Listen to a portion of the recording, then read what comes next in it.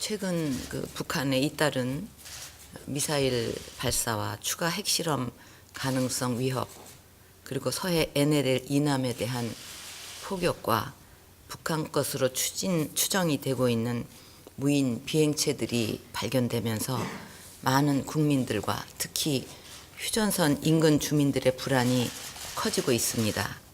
특히 북한제 추정 무인기가 우리나라를 전방위로 정찰한 것으로 보이는데, 그동안 우리 군 당국이 관련 사실을 전혀 파악하지 못하고 있던 것은 방공망 및 지상 정찰 체계에 문제가 있는 것이라고 생각합니다. 하루속히 대비책을 강구해서 주요 시설 부근의 경계 강화와 안보 태세 유지에 차질이 없도록 해야 할 것입니다. 관계 수석은 국방부와 면밀한 검토를 해서 빠른 시일 내에 보고해 주시기 바랍니다. 북한이 미사일을 계속적으로 발사하고 있고 정찰을 강화하는 것을 심각하게 봐야 합니다. 북한의 추가 도발 가능성에 대비해서 어떤 도발도 즉각 차단, 격퇴할 수 있는 대비책을 강구해야 하겠습니다. 얼마 전에 남북한이 합의한 비방과 도발 중지에 대해서 벌써 약속을 깨고 있는 것은 내부의 불안을 막아보려는 수단일 수도 있습니다. 그래서 더더욱 북한 주민들의 인도적 문제 해결과 민생 인프라 구축, 남북 주민 간 동질성 회복을 위한 노력들을 계속 추진해 나가야 할 것입니다. 이럴 때일수록 우리는 이 땅에 평화와 통일 기반을 구축하는 일을 꾸준히 해 나가야 합니다. 또 국제사회와 함께 북한의 추가 도발을 억제하기 위한 외교적 노력도 더욱 강화해야 하겠습니다. 오늘 KDI의 발표에 따르면 우리 경제는 완만한 경기 회복세를 이어가고 있는 것으로 진단되고 있습니다.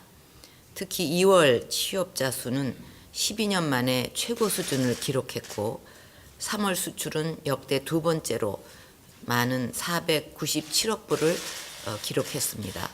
경기 회복에 대한 기대감이 커지면서 최근 여러 기관에서 발표한 2, 4분기 경기 전망 지수들도 3월을 전후로 100을 넘는 것으로 나타났습니다. 이런 경기 회복을 계속 살려나가서 2, 4분기가 경기 회복의 전환점을 넘어 경제 도약의 본격적인 디딤돌이 되도록 해야 할 것입니다.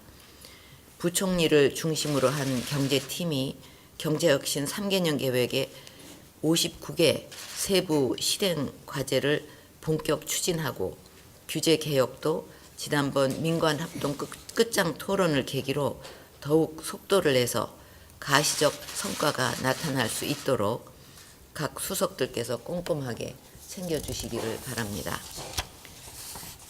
내일 호주와 FTA 협정에 정식으로 서명을 합니다. 10년 전에 처음으로 한칠레 FTA 체결을 한 이후 이번 한 호주 FTA에 이르기까지 총 47개국과 10건의 FTA를 체결하게 됩니다. 우리나라는 미국, EU, 아세안 등 세계 3대 거대 경제권과 모두 FTA를 체결한 FTA 허브 국가로 도약을 했고, 우리의 FTA 경제 영토는 2013년 전 세계 GDP의 56%에 달합니다.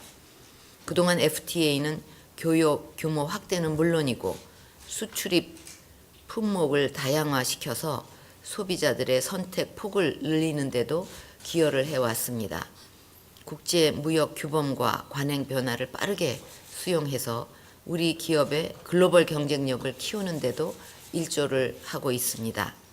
다만 FTA 수혜 품목의 소비자 가격 인하폭이 기대한 만큼 크지를 않고 수출 중소기업의 FTA 활용도가 크지 않다는 지적도 있습니다.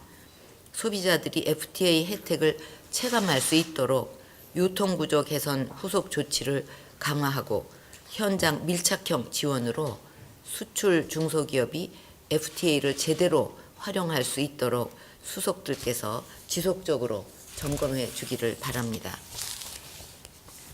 지난해 여름철 폭염, 또 올해 130년 만에 폭설 등 최근 들어 기상이변 등 각종 재해가 잦아지고 피해 규모나 범위도 광범위해지는 경향을 보이고 있습니다. 이런 다양한 형태의 복합 재난에 대비해서 선제적인 대응 체계를 구축할 필요가 있습니다. 현재 재난 유형별로 3,000개가 넘는 위기관리 매뉴얼이 있다고 하는데, 아무리 상세하고 좋은 매뉴얼이라도 담당자들이 내용을 잘 모르면 없는 것이나 마찬가지겠습니다. 담당자들이 매뉴얼을 충분히 숙지를 해서 실제 위기 상황 시에 매뉴얼대로 움직이는지 점검을 해볼 필요가 있습니다. 또 기존 매뉴얼 중 시대에 뒤떨어진 것은 없는지 짚어보고 미래에 일어날 수 있는 새로운 형태의 대형 복합 재난에 대비한 매뉴얼이 지금 필요한지도 검토하기를 바랍니다.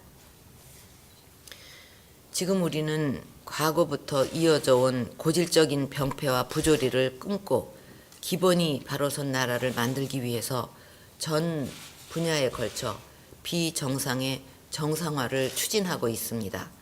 사회 기강을 바로 세우기 위해서는 무엇보다 사회 지도층과 고위 공직자들이 솔선수범해야 됩니다.